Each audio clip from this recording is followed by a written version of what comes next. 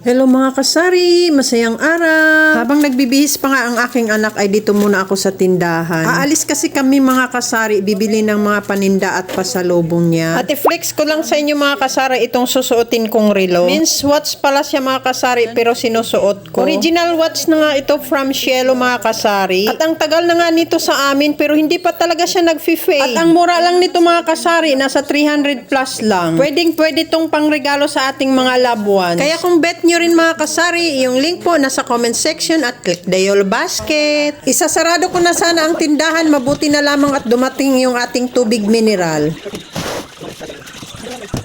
At fast forward na nga, nasa Walter na kami. Pupunta kasi kami ng DIY.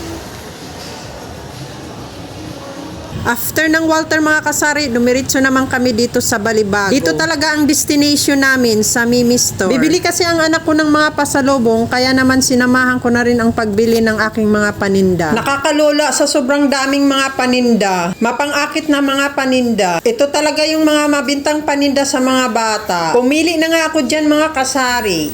Kasi pang ano ko sa mga estudyante ko.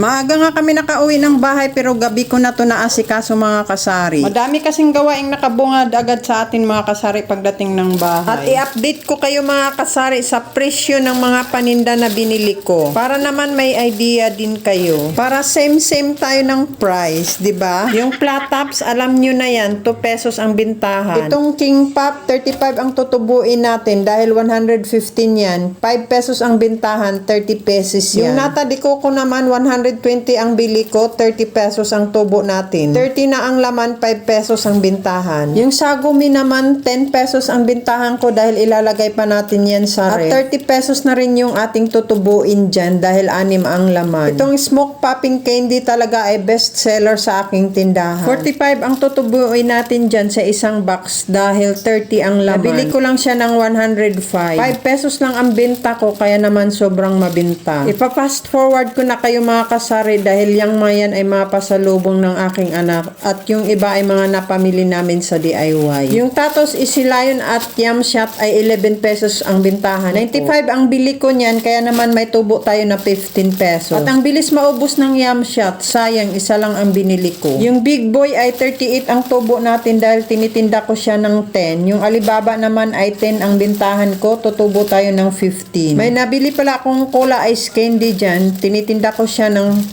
pesos mga kasari. Mabinta din yan sa aking tindahan. Sakto naman, inopen ko na yung Selecta ice cream ko mga kasari. Dinifrost ko kasi, kaya naman pwede na natin to ilagay, itong mga panindang ice candy. Pasalubong pala ang iba dyan mga kasari, kaya hindi ko na sa inyo ma-issue. O siya, mahaba na itong video ko mga kasari. Thank you for watching. Ang happy selling. Bye!